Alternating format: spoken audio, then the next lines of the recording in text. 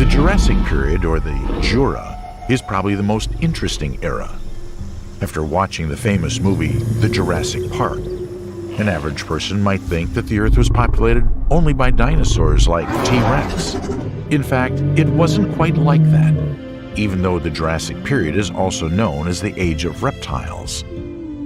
Let's start with the statement that the Jurassic period, the second in the Mesozoic era, is long and complex. It began 201 million years ago and lasted about 56 million years. It got its name because the fossils were first discovered and explored in the Jura Mountains in Switzerland and France, hence the name of the period. This era is divided into three stages. The first, which lasted from 201.3 to 174.1 million years ago, is called the Lower Jurassic.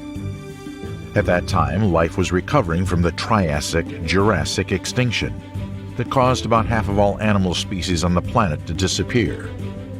However, the hot and humid climate of the Jura helped life to quickly bounce back. Warm oceans and seas abounded with Ammonoidea, Belemnitidia, fish and reptiles. On land, reptiles, including dinosaurs, quickly filled the ecological niches freed by the previous extinction. In the process of evolution, some reptiles got wings and flew into the sky. The beginning of the Jurassic period launched the high time for reptiles. Hundreds of dinosaur species appeared on the planet. They settled on all continents, including Antarctica. Some reached incredible sizes and proportions. Some, of course, developed formidable shapes, sometimes bizarre and scary. What are the mysteries of the prehistoric reptiles that lived on Earth 200 million years ago? Dinosaurs of the beginning of the Jurassic period.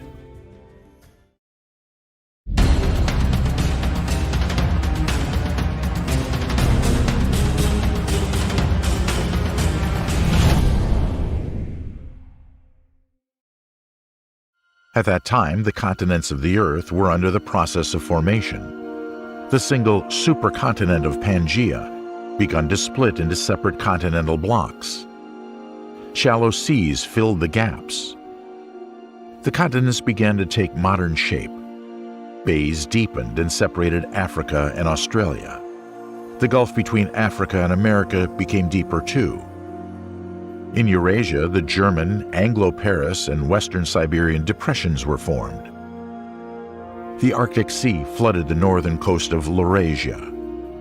In North America, the Rocky Mountains and the Andes were under formation.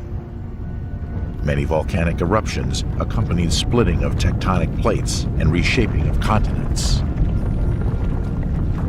Volcanic eruptions released huge amounts of carbon dioxide into the atmosphere and intensified the greenhouse effect. The climate of the Jurassic period was generally warmer than the current one by about 5 to 10 degrees Celsius, and the carbon dioxide content in the atmosphere was 4 times higher. The rains were more frequent and heavy compared to the Triassic.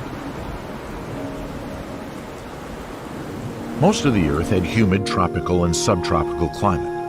Huge areas were covered with lush vegetation, primarily jungles and forests.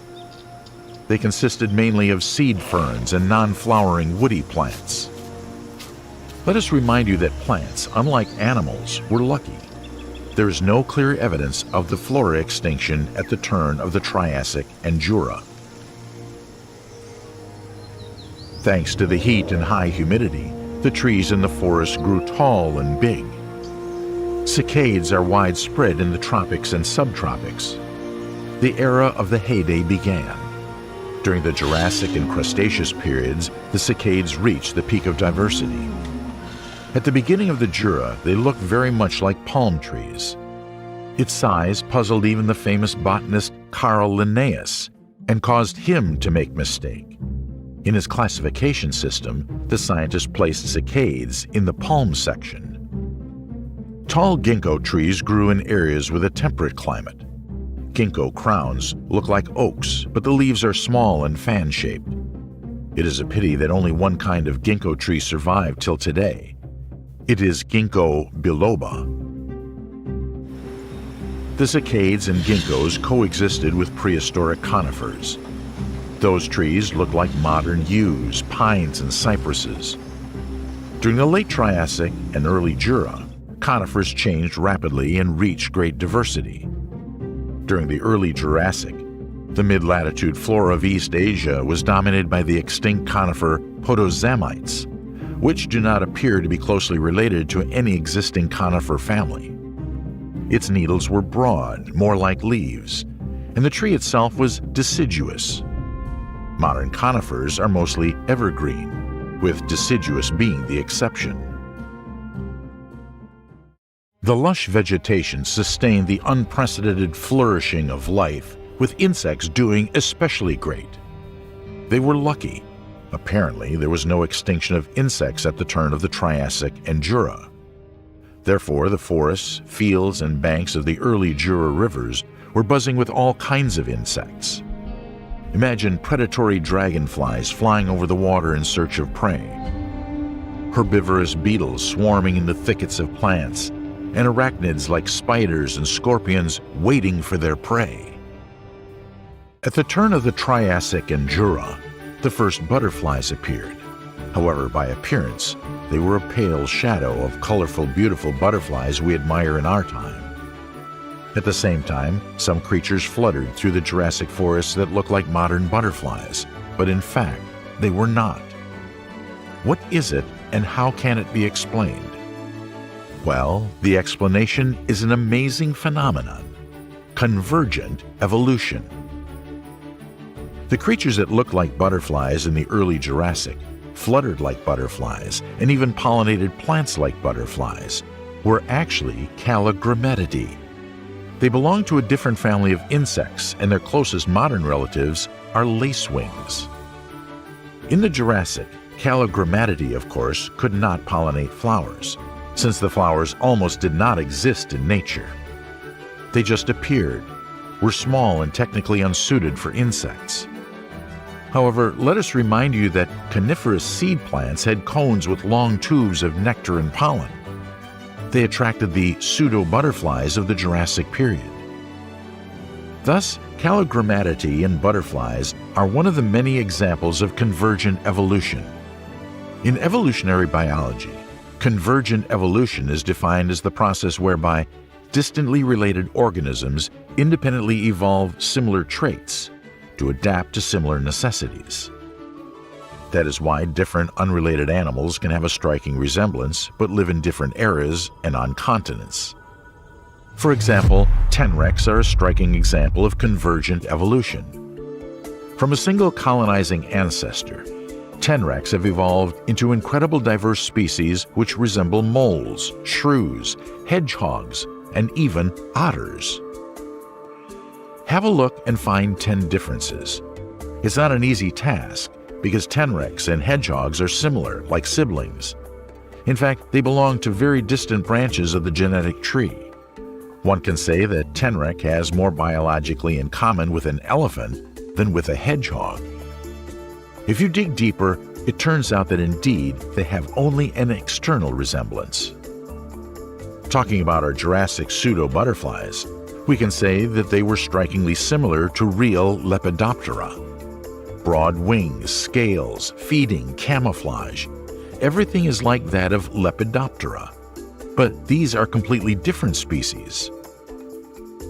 Numerous examples of convergent evolution enable us to conclude that evolution takes the shortest, optimal path. And it means that on some fantastic exoplanet with Earth-like conditions, perhaps we would have met strange but rather recognizable life forms. Amphibians at that time were yielding to reptiles. Many species died out. Only salamanders, early frogs, and caecilians, legless worm-like amphibians, still survived. Among the large species, there were still a few brachiopods, which often grew up to 3 meters in length. The record holder was found in Lesotho in Africa. According to its fossilized remains, scientists estimated its size at about 7 meters. Throughout history, only Prionosuchus were large amphibians, but they lived and went extinct in the Permian period. brachiopods had flat bodies and spatulate heads. The mouth had razor-sharp teeth with which predators could instantly tear apart the victim. Despite proliferation, later their numbers declined. But the number of reptiles grew rapidly. Before the dinosaurs separated into a single group, the overall reptile diversity grew in number and species at an impressive pace. They gradually gained dominance in water, on land, and in the air. Real monsters lived in the warm tropical seas of the Jura, often frightening, but no less amazing and beautiful in their own way. They barely squeezed through the bottleneck of the Triassic-Jurassic extinction and began to gradually grow stronger at the beginning of the Jura.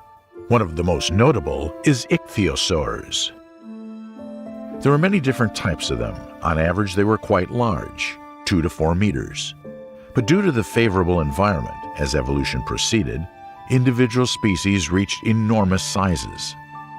The largest known to science, Shonisaurus, grew up to 15 meters. The champion among Shonisaurus is Shastasaurus, boasting up to 21 meters length. Some species of ichthyosaurs looked rather strange. The body is exactly like that of a shark, but the head of a gharial crocodile, with a long, narrow snout. It could be called a bad joke of nature, like a modern platypus. Interesting, ichthyosaurs had very large eyes protected by a ring of bone. According to paleontologists, it might help in night hunting. It was also great for diving because large eyes helped to see at least something. With eyes of 25 centimeters in diameter, temnodontosaurs could still see at a depth of up to 1,600 meters. 600 meters deep in the water, human eyes are unable to see except complete darkness. It is known that at a depth of 800 to 950 meters, the light intensity is about 1% of noon illumination on the surface. When reptiles got wings back in the Triassic period, Pterosaurus appeared.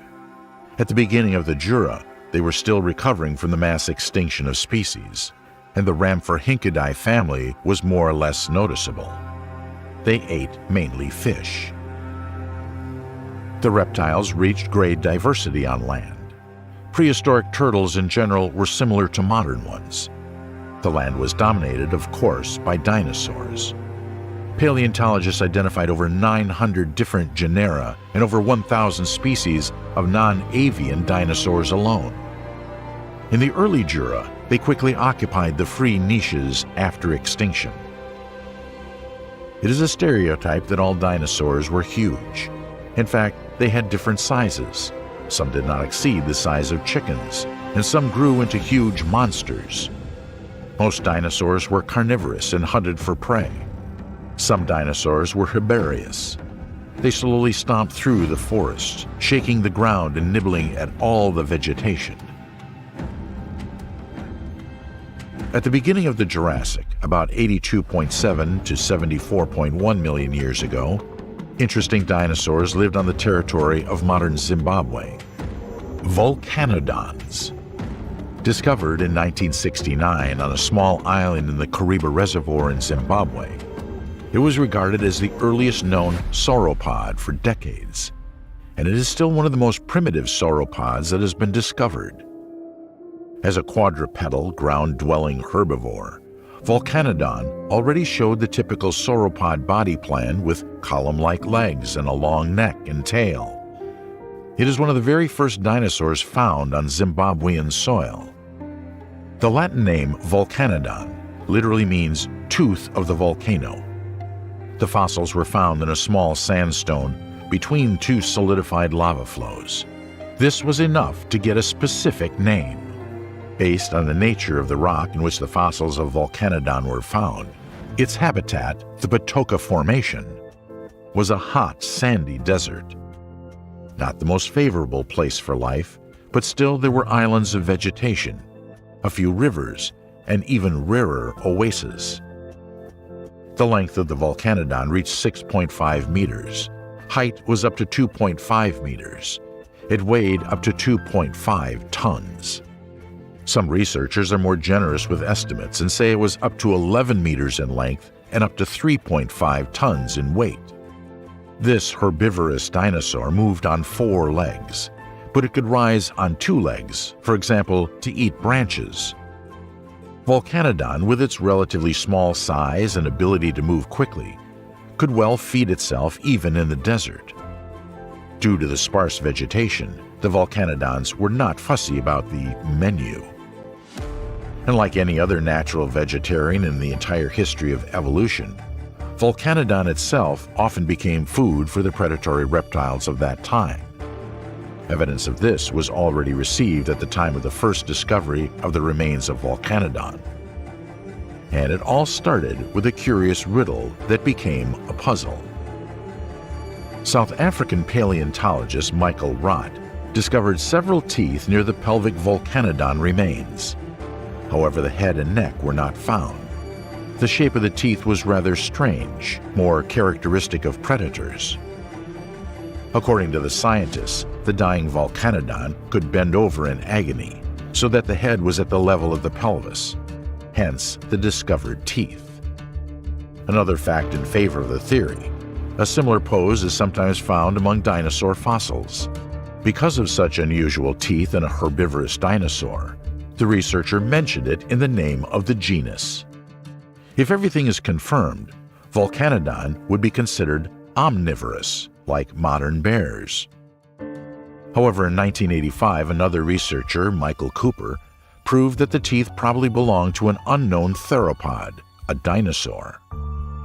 Most likely, the predator attacked the Volcanodon, but not entirely successfully, so it even broke a couple of teeth on it. But this attack was still fatal to the victim. This is how Volcanodon, ironically and scientifically, got its name in honor of the teeth of its own killer. The killer of that same Volcanodon has never been identified. It could well be the predatory theropod Dilophosaurus, if we conclude that those two genera intersected in space and time. But in order to see the incredible Dilophosaurus, we need to go back in time to another continent, Laurasia, where at that time the outlines of the future continent of North America were already formed. Dilophosaurus lived in what is now Arizona in the United States between 199.3 and 190.8 million years ago. It was an effective predator, fast and incredibly agile. It hunted for herbivorous dinosaurs. The Latin name Dilophosaurus comes from the Greek words for two-crested lizard. It was based on an unusual bone formation on the skull with 2 flat semicircular ridges. It was a decorative organ playing a role in mating games. The closest modern example is the combs of basilisks and iguanas. A red comb of a rooster belongs to the phenomenon of the same nature. The body length of Dilophosaurus reached 7 meters, height up to 2 meters. It weighed up to 400 kilograms. At the beginning of the Jurassic period, these are very impressive dimensions for a predator. Dilophosaurus was the largest predator at the time. In this sense, scientists sometimes refer to it as an early Jurrian T-Rex. As an adult, it was a threat to almost any local animal. However, the Ceratosaurus or Scelidosaurs, who lived at the same time in the territory of Arizona, could be hunted by Dilophosaurus only in pairs or even in groups. The former two were herbivorous, but they could fight back. In any case, this early Jurassic theropod occupied the top of the food pyramid. Judging by the narrow jaws and long teeth, it preferred to hunt relatively small animals, taking advantage of its size and strength. High speed and flexibility allowed to catch even very tiny and fast dinosaurs, such as Scutellosaurus. After analyzing the jaws, scientists concluded that in the absence of large prey, a significant share of its diet could be fish and other water inhabitants. Sometimes it would eat decaying flesh of dead animals. Coelophysis was a small, slenderly built, ground-dwelling biped carnivore that could grow up to 3 meters, 9.8 feet long. It was one of the earliest known dinosaur genera. The name Coelophysis comes from two Greek words that mean hollow form. The reason for this is simple. Thanks to the hollow bones of the limbs, Coelophysis had an extremely light skeleton. Coelophysis lived in late Triassic and early Jurassic about 208.5 to 109.8 million years ago. According to other estimates, Coelophysis proliferated during a relatively short period, from 228 to 200 million years ago.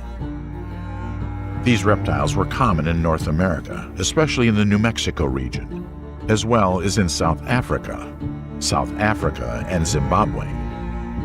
This slender, squat predator looked small compared to Dilophosaurus. The body length of the Coelophysis reached 3 meters, height up to 1 meter, and weight up to 30 kilograms. The teeth of the Coelophysis are typical of carnivorous dinosaurs, blade-like, curved backwards, sharp with small serrations on both the anterior and posterior edges. Although it was carnivorous, they followed a different hunting strategy than large dinosaurs of the Jurassic period. Representatives of the genus hunted large prey in flocks. The North American valleys in the late Triassic and early Jurassic were mostly deserts. However, there were green oases on the uplands, mountains, hills. On these plateaus or in the mountain forests, flocks of predatory Coelophysis tracked down their prey. Presumably they used special shouts, alerts in their language. It is possible that the Coelophysis developed some primitive tactics and could hunt down a large herbivorous dinosaur. They surrounded the prey and attacked together.